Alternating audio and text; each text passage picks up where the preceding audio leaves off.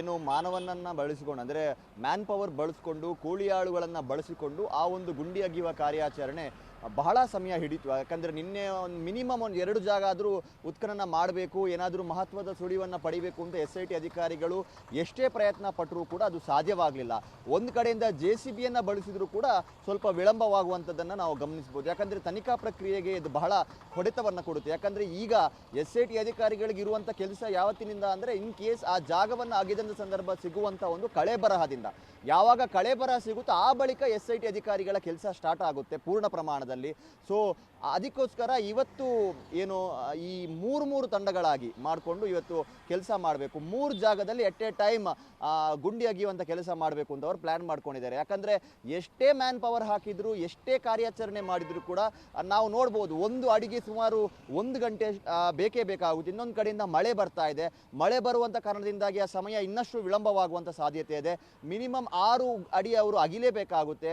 6 ಅಡಿ ಅಂದರೆ ಒಂದು ಗುಂಡಿಗೆ ಸುಮಾರು ಒಂದು ದಿನದಲ್ಲಿ 6 ಗಂಟೆ ಮೀಸಲಿಟ್ಟರೆ ಇನ್ನೊಂದು ಗುಂಡಿಯನ್ನು ಅಗೆಯೋದಕ್ಕೆ ಸಾಧ್ಯವಾಗೋದಿಲ್ಲ. ಇನ್ ಕೇಸ್ ಅದನ್ನು ಸ್ಟಾರ್ಟ್ ಮಾಡಿದರೂ ಕೂಡ ಅರ್ಧದಲ್ಲೇ ನಿಲ್ಲಿಸಬೇಕಾಗುತ್ತೆ. ಯಾಕಂದರೆ ಬ್ರಾಡ್ ಡೇ ಲೈಟಲ್ಲಿ ಅದನ್ನು ಮಾಡಬೇಕು ಅನ್ನುವಂಥ ಒಂದು ರೂಲ್ಸ್ ಕೂಡ ಇರುವಂಥದ್ದು.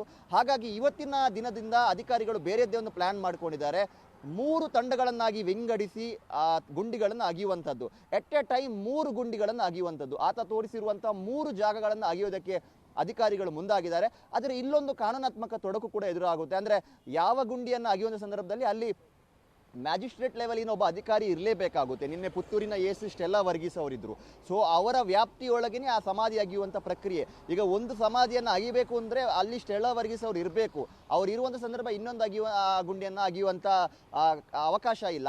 ಹಾಗಾಗಿ ಇವತ್ತು ಮ್ಯಾಜಿಸ್ಟ್ರೇಟ್ ದರ್ಜೆಯ ಬೇರೆ ಬೇರೆ ಅಧಿಕಾರಿಗಳು ಅಂದರೆ ಬೇರೆ ಬೇರೆ ತಾಲೂಕಿನ ತಹಶೀಲ್ದಾರ್ಗಳನ್ನು ಬಳಸಿಕೊಂಡು ಎಟ್ ಎ ಟೈಮ್ ಸರಿಸುಮಾರು 3 ಗುಂಡಿಗಳನ್ನು ಅಗೆಯೋದಕ್ಕೆ SIT ನಿರ್ಧಾರವನ್ನು ಮಾಡಿದೆ. ಇದರಿಂದ ಕಾರ್ಯಾಚರಣೆ ತುಂಬ ವೇಗವನ್ನು ಪಡೆದುಕೊಳ್ಳುತ್ತೆ. ಏನಾದರೂ ಒಂದು ಮಹತ್ವದ ಸುಳಿವು ಸಿಗಬಹುದು ಅನ್ನುವಂಥದ್ದು. ಯಾಕಂದರೆ ನಿನ್ನೆ ಅಧಿಕಾರಿಗಳ ಒಂದು ಚಿಂತನೆ ಯಾವ ಥರ ಇತ್ತು ಅಂದರೆ ಮೊದಲ ಗುಂಡಿ ಮತ್ತು ಮೊದಲ ಸೀರಿಯಲ್ ನಂಬರ್ ಇಡೀ ಜಗತ್ತು ನೋಡ್ತಾ ಇರುತ್ತೆ ಮತ್ತು ಅಧಿಕಾರಿಗಳ ವಿರುದ್ಧ ಕೂಡ ಒಂದು ಆರೋಪಗಳು ಬರ್ಬೋದು. ಅಧಿಕಾರಿಗಳು ಎಲ್ಲೋ ಒಂದು ಕಡೆ ನಿರ್ಲಕ್ಷ್ಯವನ್ನು ತೋರಿದ್ರು, ಇದು ಮಹತ್ವದ ಒಂದು ಪ್ರಾರಂಭಿಕ ಹಂತದಲ್ಲೇ ಯಾಕೆ 2-3 ತಂಡಗಳನ್ನು ಮಾಡಿದ್ರು, ಒಂದೇ ಕಡೆ ಗಮನವನ್ನು ಕೊಡ್ಬೋದಾಗಿತ್ತು ಅಂತ. ಆದರೆ ನಿನ್ನೆ ಅಲ್ಲಿ ಎಷ್ಟೇ ಆಗಿದ್ರು ಕೂಡ ಸೀರಿಯಲ್ ನಂಬರ್ 1ನಲ್ಲಿ ಏನೂ ಸಿಗಲಿಲ್ಲ. ಈಗ ಸಮಾಧಿಯನ್ನು ಕ್ಲೋಸ್ ಮಾಡಲಾಗಿದೆ. ಆ ಒಂದು ಸೀರಿಯಲ್ ನಂಬರ್ 1ನ ಕತೆ ಕ್ಲೋಸ್ಡ್, ಅದರ ಬಗ್ಗೆ ಏನೂ ಇನ್ನು ಮಾತಾಡೋದಕ್ಕಿಲ್ಲ.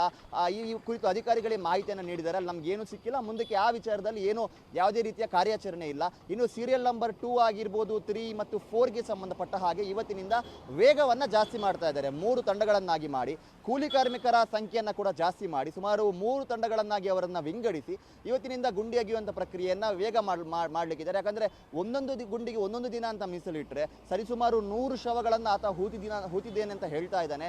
100 ದಿನಗಳನ್ನು ಮೀಸಲಿಡೋದಕ್ಕೆ ಸಾಧ್ಯ ಇಲ್ಲ. ಹಾಗಾಗಿ ಇವತ್ತಿನಿಂದ ಆ ಒಂದು ಪ್ರಕ್ರಿಯೆ ವೇಗ ಪಡೆದುಕೊಂಡು ಹೋಗುತ್ತೆ. ಇನ್ ಕೇಸ್ ಇವತ್ತಿನ ಒಂದು ಸಂದರ್ಭದಲ್ಲಿ ಅವರು ಸಕ್ಸಸ್ಫುಲ್ ಆದರೆ ಮುಂದಕ್ಕೆ ಅದನ್ನು ಇನ್ನಷ್ಟು ವಿಸ್ತರಣೆ ಮಾಡುವಂಥ ಸಾಧ್ಯತೆಗಳು ಕೂಡ ಇದೆ. ಯಾಕಂದರೆ ಸೀರಿಯಲ್ ನಂಬರ್ 8ನ ನಂತರ ನಾವು ರಸ್ತೆ ಬದಿಯಲ್ಲೇ ಸಾಕಷ್ಟು ಸಮಾಧಿಗಳನ್ನ ಮಾರ್ಕ್ ಮಾಡಿರುವಂಥದ್ದನ್ನು ಗಮನಿಸ್ಬೋದು. Serial number 9, serial number 10, serial number 11, serial number 12 ಮತ್ತು ಸೀರಿಯಲ್ ನಂಬರ್ 13 ಅದು ರಸ್ತೆಯ ಬದಿಯಲ್ಲಿದೆ ಮತ್ತು ಒಂದೇ ಸರತಿ ಸಾಲಿನಲ್ಲಿ ಅದಿರುವಂಥ ಕಾರಣದಿಂದಾಗಿ ಅದನ್ನು ಅಗೆಯುವಂಥ ಸಂದರ್ಭದಲ್ಲಿ ಇನ್ನೂ ತಂಡವನ್ನು ಹೆಚ್ಚು ಮಾಡುವಂಥ ಸಾಧ್ಯತೆ ಇದೆ. ಒಂದೇ ದಿನದಲ್ಲಿ ಏಕಕಾಲದಲ್ಲಿ 3 ರಿಂದ 4 ಸಮಾಧಿಗಳನ್ನು ಅಗೆಯುವಂಥ ಸಾಧ್ಯತೆಗಳು ಕೂಡ ಇದೆ. ಯಾಕಂದರೆ ನಿನ್ನೆ 3 ಅಡಿಯ ನಂತರ JCB ಬಳಸ್ಕೊಳ್ಳೋದ್ರಿಂದ ಸುಮಾರು 6 ಗಂಟೆಯ ಒಳಗೆ ಅಂದರೆ ಸಂಜೆ 6 ಗಂಟೆಯ ಒಳಗೆ ಕಾರ್ಯಾಚರಣೆ ಮುಕ್ತಾಯವಾಯಿತು. ಇನ್ ಕೇಸ್ ಮ್ಯಾನ್ ಪವರ್ನೇ ಯೂಸ್ ಮಾಡಿದರೆ ಅದು ರಾತ್ರಿ 8 ಗಂಟೆ ತನಕ ಆದರೂ ಹೋಗ್ತಾ ಇತ್ತು. ಯಾಕಂದರೆ ಮ್ಯಾನ್ ಪವರ್ ಬಳಸಿ 1 ಅಡಿ ಗುಂಡಿಯನ್ನು ತೆಗಿಬೇಕು ಅಂದರೆ ಕನಿಷ್ಠ 1 ಗಂಟೆ ಬೇಕಾಗುತ್ತೆ. ಹಾಗಾಗಿ JCB ಬಳಸಿದರೂ ಕೂಡ ನಿನ್ನೆ ಅದು ವಿಳಂಬವಾಗಿರುವಂಥದ್ದನ್ನು ನಾವು ಕೂಡ ಗಮನಿಸಿದ್ವಿ. ಹಾಗಾಗಿ ಇವತ್ತು JCB ಬಳಸೋದಿಲ್ಲ. ಯಾಕಂದರೆ ಅದು ಅರಣ್ಯ ಇಲಾಖೆಗೆ ಸಂಬಂಧಪಟ್ಟಂಥ ಜಾಗ, ಅಲ್ಲಿ JCBಯನ್ನು ಬಳಸೋದಕ್ಕೆ ಅವಕಾಶ ಇಲ್ಲ. ಇನ್ನೊಂದು ಕಡೆಯಿಂದ ಅಧಿಕಾರಿಗಳು ಕೂಡ ಯಾಕೆ ಮ್ಯಾನ್ ಪವರನ್ನು ನಿನ್ನೆ ಪ್ರಾರಂಭಿಕ ಹಂತದಲ್ಲಿ ಯೂಸ್ ಮಾಡಿದ್ರಿಂದ JCB ಮೂಲಕ ಎಲ್ಲಾದರೂ ಒಂದು ಕಡೆ ಆಗಿದ್ರೆ ಆ ಕಳೆ ಬರಹಗಳಿಗೆ ಹಾನಿಯಾಗುವಂಥ ಸಾಧ್ಯತೆಗಳು ಇದೆ, ಅಸ್ಥಿಪಂಜರಗಳಿಗೆ ಹಾನಿಯಾಗುವಂಥ ಸಾಧ್ಯತೆ ಇದೆ. ಮೊದಲ ಪ್ರಯತ್ನದಲ್ಲಿ ಅಧಿಕಾರಿಗಳು ವಿಫಲವಾಗೋದು ಬೇಡ, ಲೋಪದೋಷಗಳನ್ನು ಮಾಡ್ಕೊಳ್ಳೋದು ಬೇಡ, ಎಡವಟ್ಟಾಗೋದು ಬೇಡ ಅನ್ನೋಂಥ ಕಾರಣಕ್ಕೆ ಮ್ಯಾನ್ ಪವರ್ ಯೂಸ್ ಮಾಡಿದ್ರು. ಆದರೆ ಎಷ್ಟೇ ಆಗಿದ್ರೂ ಕೂಡ 3 ಅಡಿಯಷ್ಟು ಆಳಕ್ಕೆ ಹೋದರೂ ಕೂಡ ಏನೂ ಸಿಗಲಿಲ್ಲ ಅಂತ ಹೇಳಿದ ಸಂದರ್ಭ ವಕೀಲರ ಜೊತೆ ಸಮಾಲೋಚನೆಯನ್ನು ನಡೆಸಿ ಅವರ ಅನುಮತಿಯನ್ನು ಪಡೆದುಕೊಂಡು ಒಂದು ಬ್ರೇಕ್ ತಗೊಂಡು ಬಳಿಕ ಮಿನಿ JCBಯನ್ನು ಯೂಸ್ ಮಾಡಿ ಅಲ್ಲಿ ಅಗೆಯುವಂಥ ಪ್ರೊಸೆಸ್ ನಡೀತು. ಆದರೆ ಇವತ್ತಿನ ದಿವಸದಲ್ಲಿ ಯಾವುದೇ ಕಾರಣಕ್ಕೂ JCBಯನ್ನು ಬಳಸುವಂಥ ನಿರ್ಧಾರವನ್ನು ಅಧಿಕಾರಿಗಳು ಮಾಡಿಲ್ಲ. ಇವತ್ತು ಮ್ಯಾನ್ ಪವರ್ ಮೂಲಕವೇ ಕೂಲಿ ಆಳುಗಳ ಮೂಲಕ ಇವತ್ತು ಅಗೆಯೋದಕ್ಕೆ ನಿರ್ಧಾರ ಮಾಡಿದ್ದಾರೆ. ಒಟ್ಟು 3 ಸಮಾಧಿಯನ್ನು ಅಗೆಯುವಂಥ ಸಾಧ್ಯತೆ ಇದೆ. ಇವತ್ತೇನಾದರೂ ಮಹತ್ವವಾದ ಸುಳಿವು ಸಿಗುತ್ತಾ ಅಥವಾ ಇವತ್ತು ಕೂಡ ಏನೂ ಸಿಗದೆ ಖಾಲಿ ಕೈಯಲ್ಲಿ SIT ಅಧಿಕಾರಿಗಳು ವಾಪಸ್ ಆಗ್ತಾರಾ?